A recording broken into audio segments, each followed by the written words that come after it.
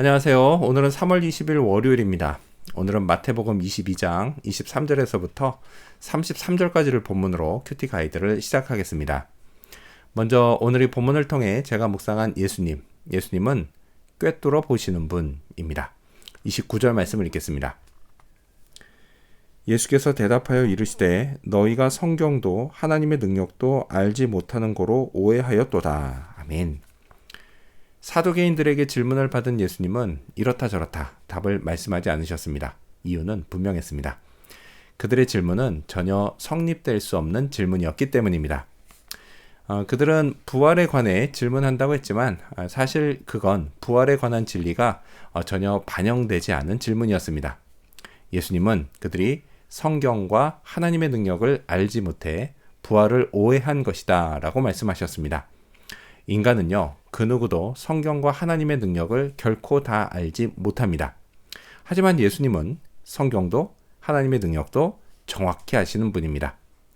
또한 질문하는 사람의 숨은 의도와 그 질문에 들어있는 오류까지도 정확히 꿰뚫어 보시는 분입니다. 저는요, 그런 예수님이 참 부럽습니다. 저도 사두개인들처럼 성경과 하나님의 능력을 오해해서 예수님께 질문스럽지 않은 질문을 할 때가 있기 때문입니다. 그럼에도 불구하고 주님은 그때마다 저를 꾸짖지 않으시고 친절히 가르쳐 주십니다. 그건 내가 오해한 것이라고 말이죠. 자, 그렇다면 계속해서 오늘 이 본문을 통해 제가 발견한 인간의 모습 어떤 게 있을까요? 오늘은 질문을 만들어낸 사두개인들을 볼 수 있습니다. 23절 말씀을 읽겠습니다. 부활이 없다는 사두개인들이 그날 예수께 와서 물어 이르되. 부활을 믿지 않는 사두개인들이 예수님께 나와 부활에 관한 질문을 합니다. 그럼 당연히 정말 부활이 있는 게 맞나요? 라고 물어봤어야 했습니다. 만일 그랬다면 그건 매우 순수한 질문이 됐을 겁니다. 자, 하지만 사두개인들은 마치 자기들이 부활을 믿는 사람인 척하면서 부활에 관해 매우 조잡스러운 질문을 만들어 왔습니다. 한 명의 여자와 7명의 남편이라는 질문이요. 자, 설령 그들이 순수한 마음으로 부활을 궁금해하며 이 같은 질문을 했다라고 한다면 여기 등장하는 남편이 2명이면 족합니다. 하지만 무려 7명이나 등장합니다. 실제로요, 이런 일이 벌어질 확률이 얼마나 될까요? 없다고 해도 과언이 아닙니다.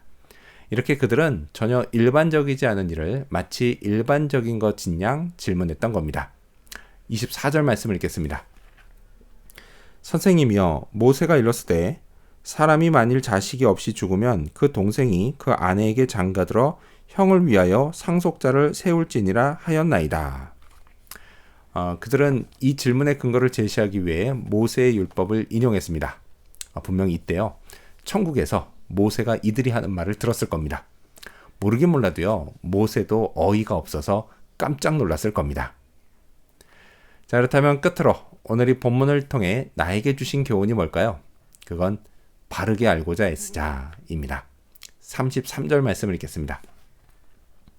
무리가 듣고 그의 가르치심에 놀라더라. 자, 이날 이곳에 모여있던 사람들은 예수님의 가르침을 듣고 깜짝 놀랐습니다. 근데 실은요, 저도 놀랐습니다.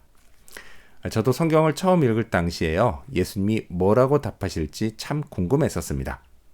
누가 진짜 남편이냐? 그거 말이죠. 세월이 흐른 지금요, 생각해보면 그때는 제가 참 순진했습니다. 네, 순진한 게요, 무조건 나쁜 건 아니지만 동시에 무조건 좋은 것도 아닙니다. 세월이 많이 흘렀는데도 여전히 순진하다면 그때는요, 내가 이게 순진한 건지 아니면 미숙한 건지 잘 판단해 봐야 합니다. 저도요, 예수님처럼 성경을 바르게 이해하고 싶습니다. 성경 어디에 뭐라고 쓰여 있는지 아는 거, 그것뿐만이 아니라 그렇게 기록된 이유와 근본 정신도 이해할 수 있으면 참 좋겠습니다. 성경을 펼 때마다요, 늘 겸손해야 합니다. 이 많은 내용을 내가 다 이해한다고 착각하지 않기 위해서입니다. 오늘도요, 성경을 바르게 알고자 애쓰는 그런 하루가 되어야겠습니다. 기도하겠습니다.